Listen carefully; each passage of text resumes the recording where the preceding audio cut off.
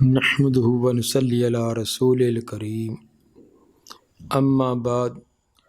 صحیح البخاری کتاب و مواقیت الصلاۃ، باب نمبر 9، باب الابراد بالظہر فی شدت الحر۔ باب ہے کہ سخت گرمی کے موسم میں ظہر کی نماز کو ابراد ٹھنڈے وقت میں ادا کرنا۔ جب گرمی کی شدت اور حدت ہو اور نمازیوں کے لیے آنے میں دشواری ہو تو ظہر کی نماز کو قدرے مؤخر کر دینا تاکہ آنے والوں کے لیے سہولت اور آسانی ہو۔ اس سلسلہ میں یہ باب قائم کیا گیا ہے۔ حدیث نمبر 533 اور 534 ہے۔ قال حدثنا ایوب قال حدثنا ابو بکر عن سلیمان قال صالح بن کیسان قال حدثنا الاعرج عبد الرحمن وغیرہ عن ابی ہریرہ والنافع مولا عبد اللہ بن عمر عن عبد اللہ بن عمر انہما حدثا عن رسول اللہ صلی اللہ علیہ وسلم انہ قال۔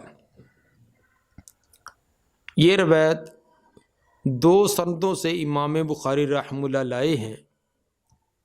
پہلی سند میں صالح بن کیسان عارض سے بیان کرتے ہیں، عارض سے مراد عبد الرحمن ہیں، اور وہ آگے سیدنا ابو ہریرہ رضی اللہ تعالیٰ عنہ سے بیان کرتے ہیں۔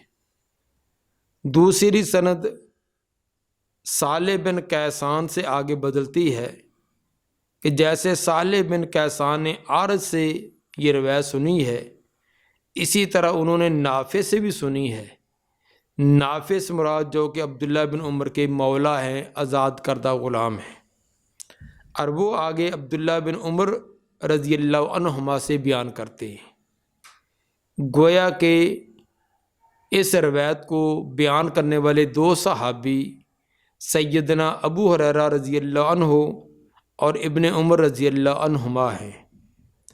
محدثین رحمہم اللہ کا یہ طریقہ کار ہے، اسلوب ہے کہ اگر دو صحابہ سے روایت ہو تو اس کو دو شمار کرتے ہیں، چونکہ یہ دو صحابہ بیان کرنے والے ہیں، اس لیے حدیث کا نمبر 533 اور 534 ان کو دو شمار کیا گیا ہے۔ وَنَافِعٌ، یہ واو کا عطف عارج پر ہوگا، یعنی صالح بن کیسان عارج سے اور اسی طرح صالح بن کیسان نافع سے، دونوں سے یہ روایت لیتے ہیں۔ انہما حدثا، وہ دونوں بیان کرتی ہیں رسول اللہ صلی اللہ علیہ وسلم سے۔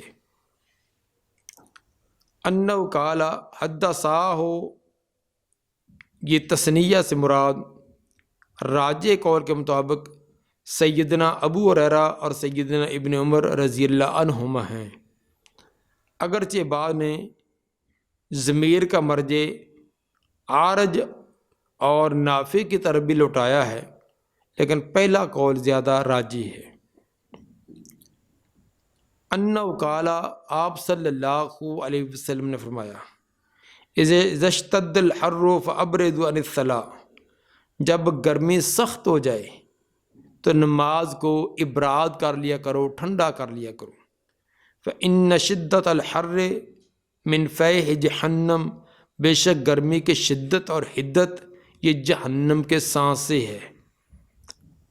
تو جہنم جب سانس لیتی ہے تو شدت زیادہ بڑھ جاتی ہے، تو تم اس کو تھوڑا سا ٹھنڈے وقت میں ادا کر لیا کرو تاکہ نماز سکون سے پڑھ سکو۔ ٹھنڈے وقت میں ادا کرنے سے کیا مراد ہے، آگے والی روایت سے اس کی وضاحت ہو رہی ہے۔ حدیث نمبر 535۔ قال حدثنا ابن بشار قال حدثنا گندر قال حدثنا شعبہ عن المہاجر ابی الحسن سامع زید بن وہب عن نبی ذر قال اذن مؤذن النبی صلی اللہ علیہ وسلم الظہر۔ سیدنا ابو ذر رضی اللہ تعالیٰ عنہ فرماتے ہیں کہ نبی صلی اللہ علیہ وسلم کے مؤذن نے ظہر کی اذان کہنے کا ارادہ کیا۔ فقال ابرد ابرد، آپ نے فرمایا کہ ٹھنڈا کرو ٹھنڈا کرو، یعنی ٹھنڈے وقت میں نماز ادا کرو۔ او کالا، یا یہ فرمایا تھا کہ انتظر انتظر، انتظار کیجئے انتظار کیجئے۔ مفہوم دونوں کا ایک ہے، یا تو یہ لفظ بولے تھے کہ ابرد ابرد، کچھ ٹھنڈے وقت، ابھی جب شدت ہے اس کو تھوڑا سا کم ہونے دو، یا کہا تھا انتظر انتظر، کچھ انتظار کیجئے۔ وقال شدت الحر من فی جہنم، اور فرمایا کہ گرمی کی شدت یہ جہنم کے سانس سے ہے۔ فَإِذَا اشْتَدَّ الْحَرُّ فَأَبْرِدُوا عَنِ الصَّلَاةِ، جب گرمی کی شدت ہو تو نماز کو ٹھنڈا کر لیا کرو۔ نماز سے مراد ظہر کی نماز ہے۔ حتیٰ رأینا فی الطلول، یہاں تک کہ ہم نے ٹیلوں کے سائے دیکھ لیے۔ اتنا مؤخر کیا کہ ہم نے ٹیلے، ریت کے جو ٹیلے تھے ان کے سائے بھی دیکھے۔ اس روایت کا ایک مفہوم اہل علم نے یہ بیان کیا ہے کہ مقیم حالت میں بھی اگر گرمی کی شدت ہے، نمازیوں کا آنا دشوار ہے، تو ایسی صورت کے اندر ظہر کی نماز کو قدر مؤخر کر دیا جائے تاکہ شدت اور گرمی سے بچاؤ ہو سکے۔ لیکن ایک اہل علم کی جماعت اس بات کے قائل ہیں کہ یہ ظہر کی نماز کو ابراد کے وقت میں ادا کرنا یہ سفر کی حالت میں ہے۔ مقیم حالت میں آپ نے ہمیشہ نماز کو اول وقت میں ادا کیا، چند ایک مرتبہ دیر سے ادا کیا ہے، اس کا جواز بیان کرنے کے لیے یا وقت آخری وقت بتلانے کے لیے، ورنہ عام معمول آپ کا تمام نمازوں کو اول وقت میں ادا کرنا تھا، سوائے عشاء کے وقت کی نماز کو مؤخر جتنا لیٹ کیا جائے اتنا زیادہ بہتر ہے۔ اس کی دلیل ایک تو حتیٰ رأینا فی الطلول کا لفظ ہے۔ بعض روایات اختصار والی ہیں، جس طرح کہ گزشتہ روایت تھی، لیکن اس روایت کے اندر اس کے یہ الفاظ بتلاتے ہیں کہ حتیٰ رأینا فی الطلول، یہاں تک کہ ٹیلوں کے سائے ہم نے دیکھ لیے۔ صاف ظاہر ہے کہ یہ ٹیلوں کے سائے دیکھنے والی بات مدینہ کے اندر تو نہیں ہو سکتی، مدینہ کے اندر اول تو ٹیلے نہیں، تو اور وہاں نماز جو مسجد نبوی میں ہوتی تھی تو وہاں ٹیلوں کا سایہ دیکھنے کا کیا معنی؟ یہ سفر کے دوران کی بات ہے۔ وجہ یہ تھی کہ عربوں میں درخت وغیرہ تو بہت قلیل ہوتے ہیں، اگر ہوتے ہیں تو وہ بھی اتنا کوئی بڑا سایہ نہیں ہوتا کہ یہاں تمام نمازی اس سائے کے نیچے کھڑے ہو کے جماعت ادا کر سکیں۔ باقی رہ گیا ٹیلوں کا یا پہاڑوں کا، انہی کا سایہ ہوتا ہے۔ تو آپ ظہر کی نماز کو مؤخر کرتے تاکہ ٹیلوں کا سایہ آ جائے اور سائے کے نیچے کھڑے ہو کر سکون سے نماز ادا کر سکیں۔ اور یہ سفر کے دوران کی یہ بات ہے۔ باقی رہا مدینہ کے اندر ہوتے ہوئے، وہاں آپ کا جو عام معمول تھا وہ جیسے آگے والی روایات کا یہ لفظ اس کی وضاحت کرتے ہیں کہ آپ اول وقت میں نماز ادا کرتے تھے۔ تو علماء کی ایک جماعت کا یہ نظریہ ہے کہ یہ ظہر کی نماز کو ابراد کے اندر ادا کرنا یہ سفر کی حالت میں ہے۔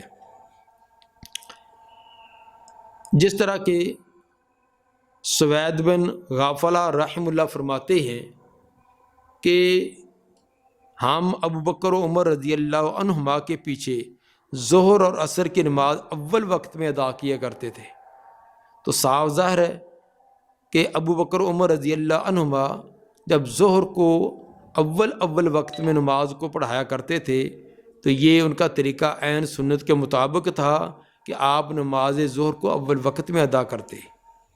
قرآن کا بھی، اور یہ سوید بن غافلہ کا یہ اثر جو ہے، یہ مصنفہ ابن ابی شیبہ جلد صفحہ حدیث نمبر 3271 ہے۔ قرآن کا حکم بھی یہی ہے کہ ان الصلاۃ کانت علی المؤمنین کتاب موقوتا، سورہ نساء کی آیت نمبر 103، کہ نماز جو ہے وہ فرض نماز کے اوقات مقرر اور متعین ہیں، اور وہ مقرر اور متعین کون سے ہیں؟ جامع ترمذی کے حدیث نمبر 170 اور ابو داؤد کے حدیث نمبر 452 کے اندر اس کی وضاحت ہے کہ الصلاۃ فی اول وقتہا، کہ نماز اول وقت میں ہے۔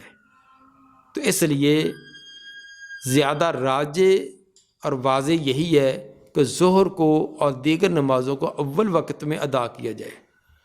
بالفرض اگر واقعی شدت، گرمی کی شدت کی وجہ سے ظہر کو ابراد کے وقت میں حالت اقامت میں بھی ادا کرنا ہو تو یہ صرف ایک علت کی وجہ سے ہے کہ گرمی کی شدت، لیکن جو لوگ ابراد والی دلیل بناتے ہیں اور وہ گرمی سردی میں ہمیشہ ہی ابراد وقت میں ادا کرتے ہیں تو یہ ان کی دلیل نہیں بنتی۔ یہ بہت شدت کی، اور وہ بھی لوگوں کے لیے آنے میں دشواری ہو۔ اگر وہیں لوگ مقیم ہی ہیں، دائیں بائیں رہنے والے ہیں، جس طرح کے مدارس کے طالب علم ہوتے ہیں، اسکول کالج کی مسجد ہے، تو وہیں انہوں نے اکٹھے ہونا ہے، دور سے آنے کی کوئی گرمی کی شدت وغیرہ برداشت کرنے والے کیفیت نہیں ہے، تو پھر تو اول وقت میں ادا کرنی چاہیے۔ تو یہ بھی ایک اس کی علت بھی ہے کہ فَإِذَا اشْتَدَّ الْحَرُّ فَأَبْرِدُوا عَنِ الصَّلَاةِ۔ تو وہ لوگ جو عام موسم میں، معتدل موسم کے اندر بھی، سردیوں کے موسم میں بھی ہمیشہ ہی آخر وقت میں ادا کرتے ہیں، وہ کیا حجت بناتے ہیں، کیا دلیل بناتے ہیں؟ اس لیے اس طرح کے الفاظ کو توڑ مروڑ کر غلط مفہوم نکالنا درست نہیں ہے۔ جتنی شریعت نے گنجائش دی اتنی پر ہی عمل کرنا چاہیے۔ حدیث نمبر 536، قال حدثنا علی بن عبد اللہ قال حدثنا سفیان قال حفظناه من الزہری عن سعید بن المسیب عن ابی ہریرہ عن النبی صلی اللہ علیہ وسلم قال اذا اشتد الحر فابردوا بالصلاۃ۔ نبی صلی اللہ علیہ وسلم نے فرمایا جب گرمی کی شدت ہو، سختی ہو، تو نماز کو ٹھنڈا کر لیا کرو۔ فإن شدت الحر من فی جہنم، بے شک گرمی کی شدت یہ جہنم کے سانس سے ہے۔ حدیث نمبر 537، وہ بھی اسی حدیث کا آگے کچھ حصہ ہے کہ واشتکت النار الی ربہا، شکایت کی آگ نے اپنے رب کی طرف۔ کیا شکایت؟ فقالت یا رب اکل بعض بعضا، جہنم کہنے لگی اے رب میرا بعض حصہ میرے بعض کو کھا گیا۔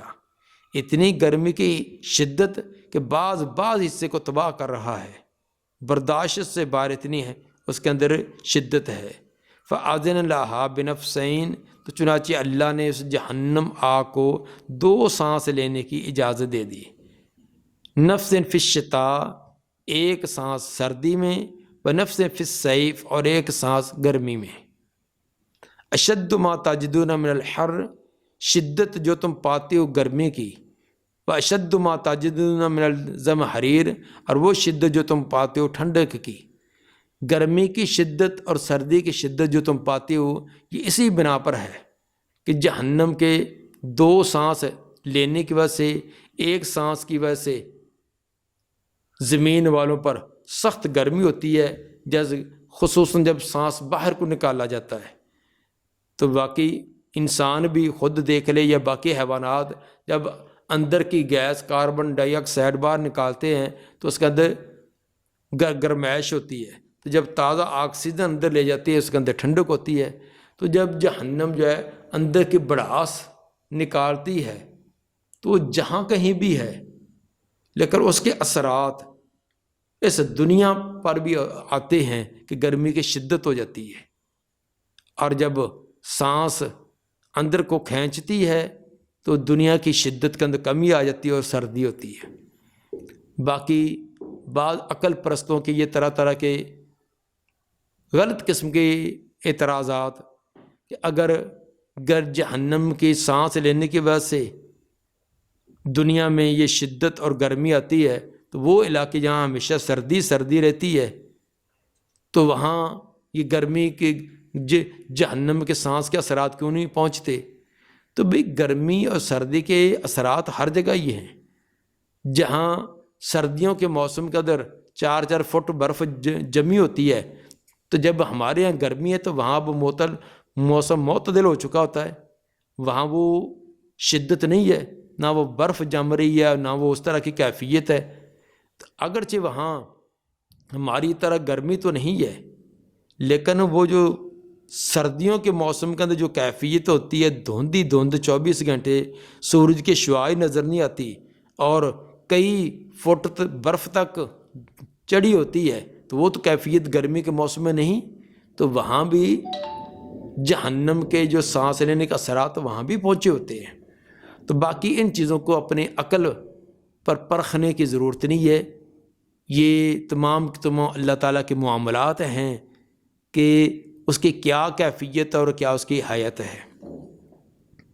حدیث نمبر 538، حدثنا عمر بن حفص قال حدثنا ابی قال حدثنا العامش حدثنا ابو صالح عن ابی سعید قال قال رسول اللہ صلی اللہ علیہ وسلم ابردوا بالظہر، آپ نے فرمایا کہ ظہر کی نماز کو ابراد کے وقت، ٹھنڈے وقت میں ادا کرو۔ فإن شدت الحر من فیض جہنم، بے شک گرمی کی شدت جہنم کے سانس سے ہے۔ تابع سفیان و یحییٰ و ابو عوان عن العامش، جس طرح پیچھے عامش سے بیان کرنے والے یہ عمر بن حفص کے باپ حفص ہیں، اسی طرح ان کی اتباع کرنے والے سفیان، یحییٰ، ابو عوانہ، وہ بھی عامش سے اسی طرح بیان کرتے ہیں۔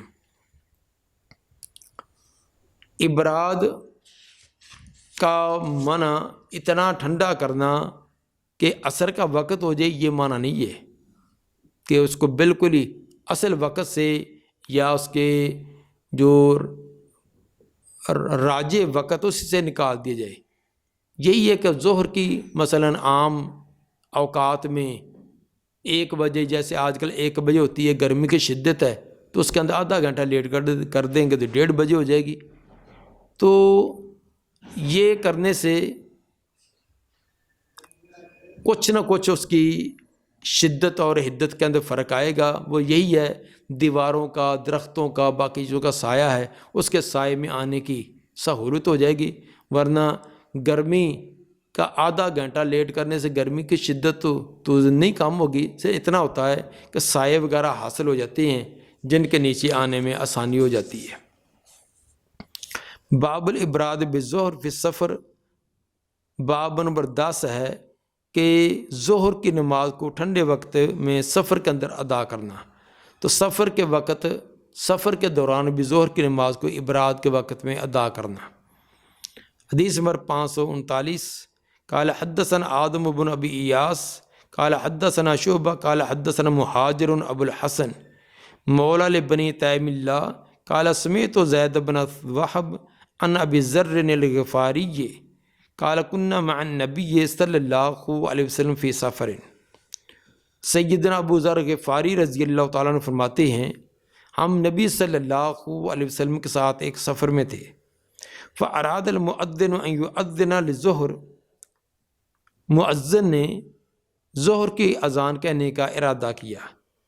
فقال النبی صلی اللہ علیہ وسلم ابرد، آپ نے فرمایا کہ ٹھنڈا کرو، کچھ وقت ٹھنڈا ہونے دو۔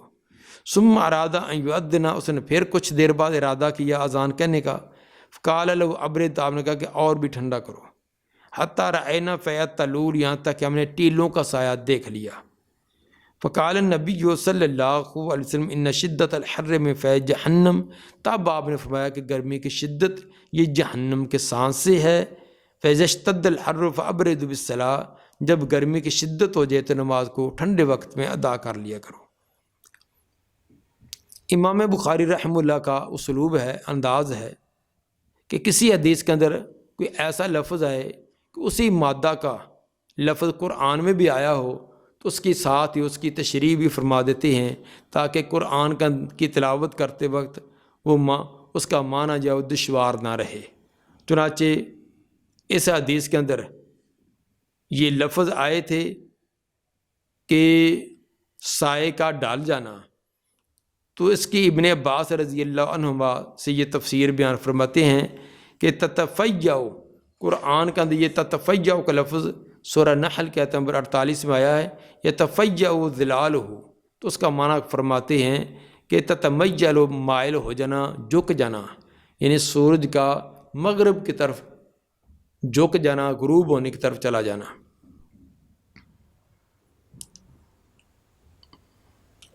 باب نمبر 11، باب وقت ظہر عند الزوال، باب ہے کہ ظہر کا وقت زوال کے وقت شروع ہوتا ہے۔ وہ تو تھا کہ گرمی کی شدت کے اندر نماز کو کچھ مؤخر کر دینا، لیکن عام حالات کے اندر نماز جو ہے اس ظہر کا وقت جب زوال ہو اسی وقت ہو جاتا ہے۔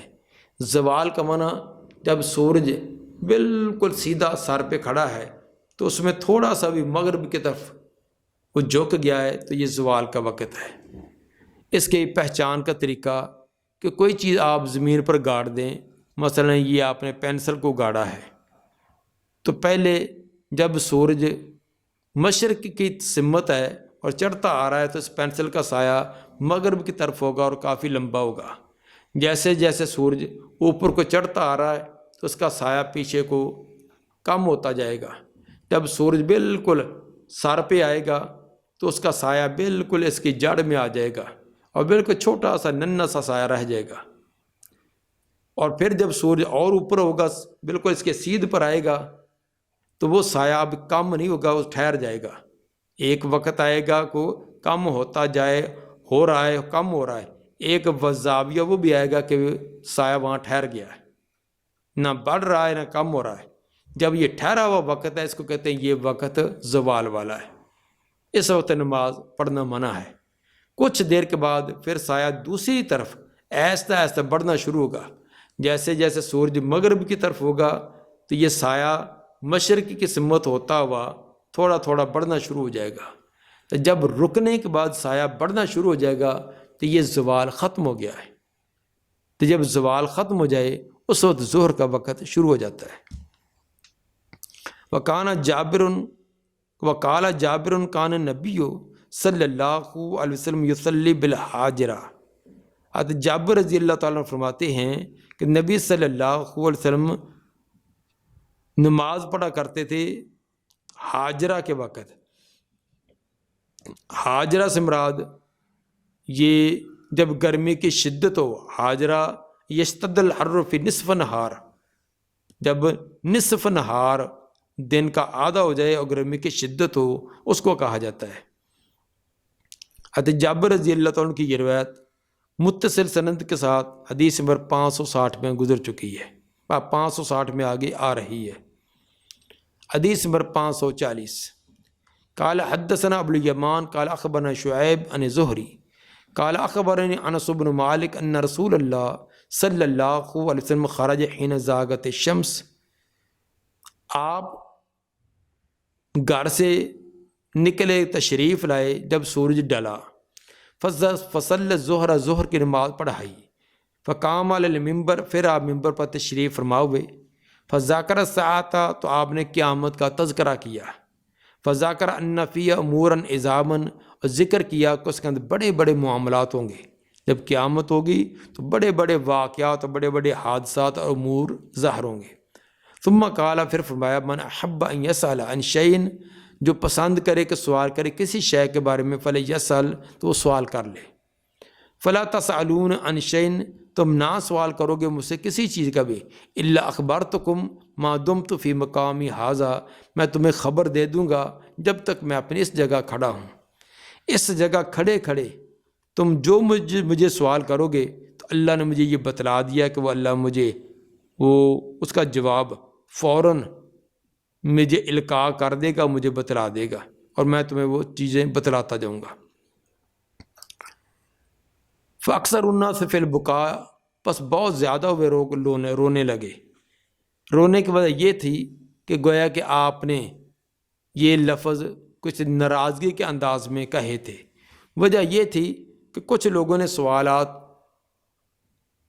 ایسے تھے کہ جو غیر مناسب سوال کرنے شروع کر دیے، تو آپ نے پھر ناراضگی کے انداز میں کہا کہ جو پوچھنا ہے پوچھو۔ تو لوگوں نے جب یہ انداز آپ کا دیکھا کہ آپ نے ناراضگی میں کہا تو وہ رونے لگے۔ وہ اکثر ان یقول، اور آپ بار بار یہ کہہ رہے تھے سلونی، پوچھو بھی پوچھو اور جو پوچھنا پوچھو۔ فقام عبداللہ بن حذافہ سہمی، عبداللہ بن حذافہ سہمی کھڑے ہوئے، کہنے لگے من ابی، میرا باپ کون ہے؟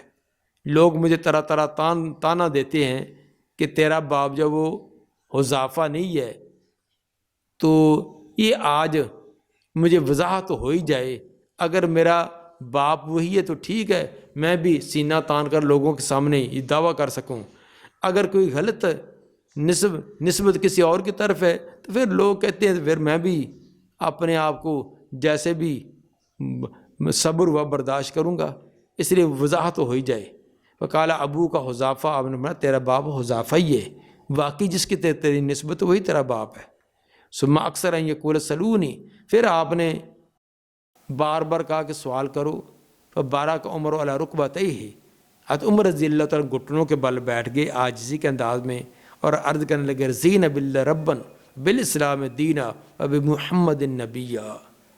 یہ الفاظ آپ نے دہرائے، ان کی وضاحت پھر کسی وقت میں کی جائے گی۔ فساکتا، آپ خاموش ہو گئے۔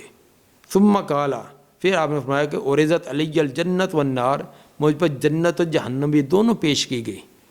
نماز کے اندر اندر مجھے جنت بھی دکھلائی گئی، جہنم بھی۔ عرضت علی الجنت والنار آنفا فی عرض حاضر حائط، پیش کی گئی، سامنے کی گئی مجھ پر جنت بھی جہنم بھی ابھی ابھی اس دیوار کی طرف میں۔ فلم ارک الخیر و شر، نہیں دیکھا میں نے کبھی بھی کوئی منظر خیر اور شر کی طرح، جیسے آج خیر والا منظر اور پھر شر والا منظر میں نے دونوں ایک ہی وقت میں دیکھے، ایسا منظر کبھی نہیں دیکھا۔ خیر کیا تھی؟ وہ جنت تھی، جنت سے بہتر اور کیا خیر ہو، جنت بھی دکھلائے گی۔ پھر شر سے بڑا جہنم، وہ بھی مجھے دکھلائے گی۔ تو آج کی خیر اور آج کی شر کی طرح کی میں نے کبھی کوئی چیز نہیں دیکھی۔ تو اس کے اندر جو ظہر کا وقت بیان کیا گیا ہے کہ جب حین زاغت الشمس، جب سورج ڈلا ہے، اس وقت آپ نے یہ نماز ادا کرائی ہے۔ دعا ہے کہ اللہ تعالیٰ نبی صلی اللہ علیہ وسلم کے فرامین کے مطابق عمل کرنے کی توفیق عطا فرمائے۔ سبحان ربک رب العزت عما یصفون والسلام علی المرسلین والحمد للہ رب العالمین۔